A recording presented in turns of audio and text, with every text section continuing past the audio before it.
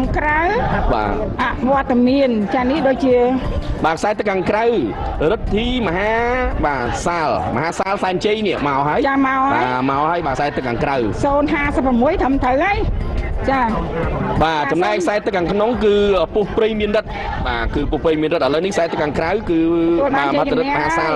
បាទគឺសែនជ័យទទួលបានជ័យជំនះមកពីកញ្ចេះចាបាទមកពីកញ្ចេះបាទឆ្ងាយណាស់បាទព្រៃប្រសព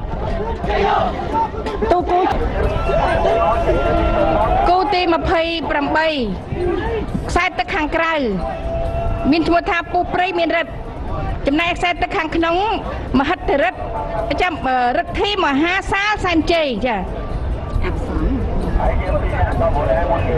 ឡូវនេះនាងខ្ញុំសូមប្រឌិតលេខទូកបន្តិចដែលទូកចិត្តមកដល់ទីប្រត់នេះលេខទូកម៉េច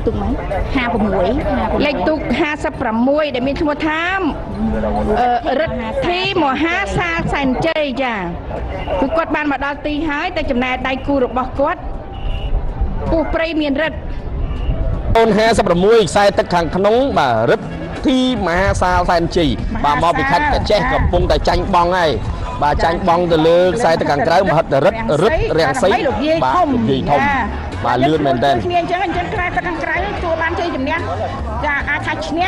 យ៉ាងមិនចេះខ្សែទឹកខាងក្នុងកំពុងតែឡើងវិញនេះចាបាទអត់តនេះបាទអត់តអញ្ចឹងចាប់យកខាងក្រោយវិញបងអូនចិត្តបាទខាងក្រោយនេះគឺ058ខ្សែទឹកខាងក្នុងពូធំដែលជួសែនជ័យបាទចាញ់បងនារីឧត្តមបាទខ្សែទឹកខាងក្នុងកាលពីជើងទី1ទទួលបានជ័យជំនះឥឡូវបដូរទៅខាងក្រៅវិញបាទបដូរទៅខាងក្រៅបាទ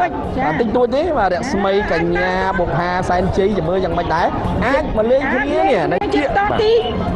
បាទមកលេងគ្នាជាតិដល់ទីអីឡើងទៀតហើយទូកបែបនេះគឺអ្នកអត្ថាធិប្បាយហ្នឹងគឺស្រួលណាគឺបាទគូទី40ទេបងគូទី40បាទគូទី40អញ្ចឹងរិទ្ធីមហាសាលសែនជ័យខ្សែទឹកខាងក្រៅមហិទ្ធិរិទ្ធរាំងសីបារមីលោកយាយធំខ្សែទឹកខាងក្នុងអ្នកមួយជើងគ្រប់គ្រងនិងលើកទឹកចិត្តដល់ក្រុមការងារទាំងអស់ហើយប្រាប់គូទី50នេះខ្សែទឹកខាងក្នុងរតនៈសែនជ័យបារមីស្រីសល្អតែដោយឯកសន្តានបាទពណ៌និងចុងចង្វាពណ៌សឯខ្សែទឹកខាងក្រៅរិទ្ធីមហាសាលសែនជ័យខេត្តកញ្ចេះបាទកំពង់ចាមនិងកញ្ចេះមកផ្លូវជាមួយគ្នាទេបាទចាឥឡូវនេះឃើញតែខ្សែទឹកខាងក្នុងហាក់ដូចជាមានព្រៀបបន្តិចហើយគូទី50នេះរតនៈសែនជ័យបារមីស្រីសបាទដកគូប្រកួតហើយសម្រាប់គូទី50ចាឯកសន្តានស្រស់ស្អាតមែនទែនចាពណ៌ផ្កាឈូកជាមួយនឹងពណ៌ក្រហមចាឥឡូវនេះយើងទៅចាប់អារម្មណ៍នៅទូកជាបន្ត51ចាខ្សែទឹកខាងក្នុង071តាម៉ៅមានរិទ្ធជាទូករបស់ព្រៃប្រសពមកពីខេត្តក្រចេះសាមគ្គីសែនជ័យទៅវិញបាទចាឥឡូវនេះគូទី50 061រតនៈសែនជ័យបារមីស្រីសមកពីខាងខេត្តកំពង់ចាម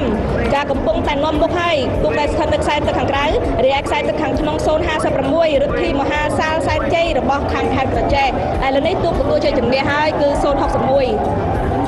គូទី51បាទខ្សែទឹកខាងក្រៅតាម៉ៅមានរិទ្ធឯខ្សែទឹកខាងក្នុង